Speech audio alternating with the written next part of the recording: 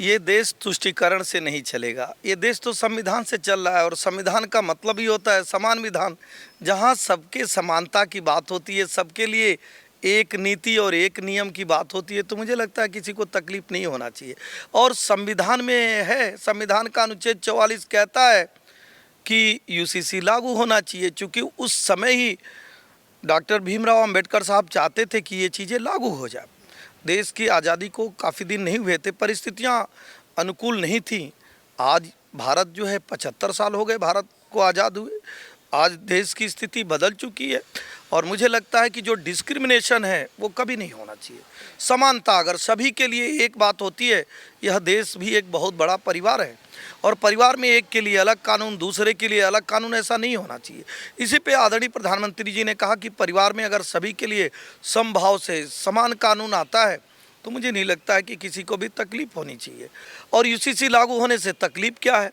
अगर हमारे किसी भी का जो पर्सनल लॉ था, पर्सनल लॉ मतलब जायदाद से संबंधित गोद लेने का अधिकार, शादी का अधिकार, उसके अलावा बाकी सभी चीज़ें संविधान से चल रही हैं और ये भी अगर संविधान से चलने लगेगी तो मुझे लगता है कि संविधान की जो समानता की बात होती है वो समानता पूर्णता में बदल जाएगी। नमस्कार, स्वागत है आपका हमारे चैनल पर। मैं हूं आपके साथ शिप्रा सैनी। यूसीसी यानी समान नागरिक संहिता को लेकर एक बार फिर से सवाल उठने लगे हैं कि क्या मॉनसून के सत्र में समान नागरिक संहिता का बिल आने वाला है, क्योंकि प्रधानमंत्री ने ये कहा कि एक घर में दो कानून नहीं हो सकते। यानी साफ है कि प्रधानमंत्री ने ये इशारा कर दिया है कि 2024 चुनाव से पहले यूसीसी लागू होकर रहेगा। इस मुद्दे पर बातचीत करेंगे। बीजेपी के नेता एसएन सिंह जी हमारे साथ हैं, उनसे जानेंगे कि आखिर उनकी क्या राय है। सर, प्रधानमंत्री ने इशारा कर दिया है कि यूसीसी लागू होकर रहेगा, लेकिन विपक्ष की बौखलाहट काफी ज्यादा दिखाई दे रही है। विपक्ष ये कह रहा है कि राष्ट्र और घर को एक तरीके से प्रधानमंत्री नहीं तोल सकते। आप क्या कहेंगे इस पूरे मामले पर? देखिए, ये देश तुष्टीकरण से नहीं चलेगा। ये देश तो संविधान से चल रहा है और संविधान का मतलब ही होता है समान विधान, जहाँ सबके समानता की बात होती है, सबके लिए एक नीति और एक नियम की बात होती है। तो मुझे लगता है किसी को तकलीफ नहीं होना चाहिए। और संविधान में है, संविधान का अनुच्छेद 44 कहता है कि यूसीसी लागू होना चाहिए, क्योंकि उस समय ही डॉक्टर भीमराव अंबेडकर साहब चाहते थे कि ये चीज़ें लागू हो जाए। देश की आज़ादी को काफ़ी दिन नहीं हुए थे, परिस्थितियाँ अनुकूल नहीं थी। आज भारत जो है 75 साल हो गए भारत को आज़ाद हुए।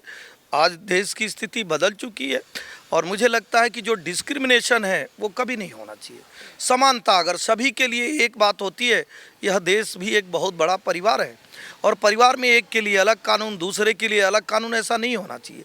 इसी पे आदरणीय प्रधानमंत्री जी ने कहा कि परिवार में अगर सभी के लिए समभाव से समान कानून आता है तो मुझे नहीं लगता है कि किसी को भी तकलीफ होनी चाहिए। कुछ लोग इसको कह रहे हैं कि ये तो चुनाव के लिए 2024 के लिए होके आ रहा है, तो मैं कह रहा हूँ कि भारतीय जनता पार्टी का इतिहास देख लीजिए। फाउंडेशन डे से भारतीय जनता पार्टी ये बात कहती रही कि देश में एक विधान, एक प्रधान और देश संविधान से चलना चाहिए।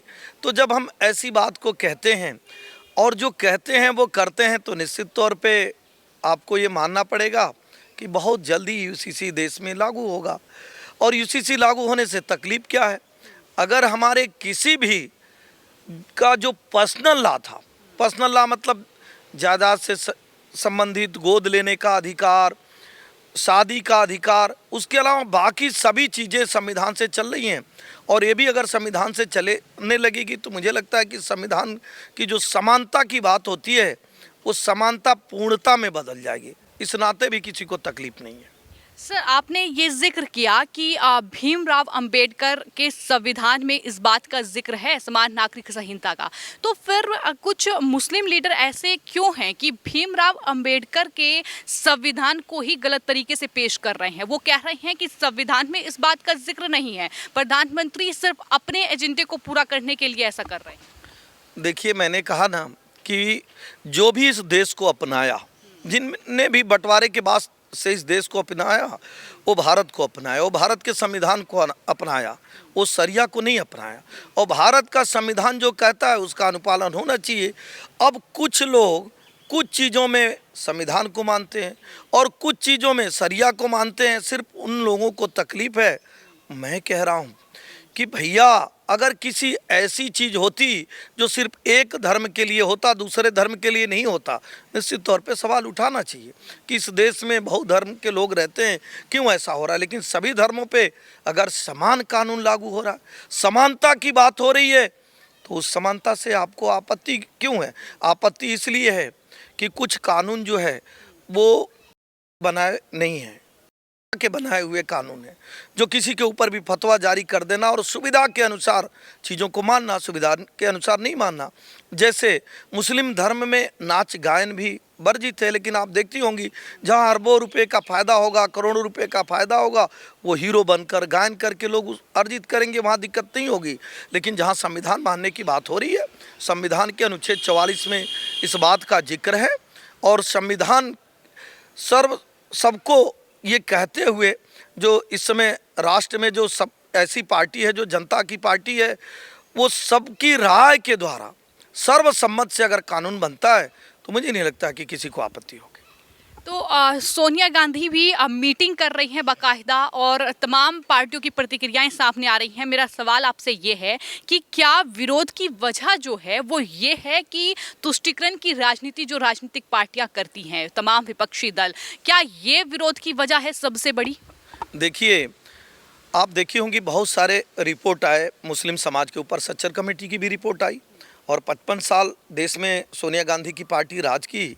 उस रिपोर्ट में लिखा है कि बहुत सारे लोग जो है वो सांप सीढ़ी का खेल समझते रहे मुस्लिम लोगों को, उनका कोई भला नहीं किए। उनके पिछड़ेपन के बहुत सारे कारणों में सरकार के भी की जिम्मेदारी है, चूँकि सरकार ये तय करती है कि किस तरह से सभी का विकास हो। भारतीय जनता पार्टी की सरकार जब से केंद्र में है, बहुत सारे राज्यों में भी आप देखे होंगी, वो आवास हो, बिजली हो, पानी हो, सड़क हो, सुरक्षा हो, जितने मानक हैं बुनियादी ढांचे में जो विकास हो रहा है उसमें कोई क्षेत्र, वर्ण, वर्ग, जाति, धर्म देखकर कार्य नहीं हो रहा है।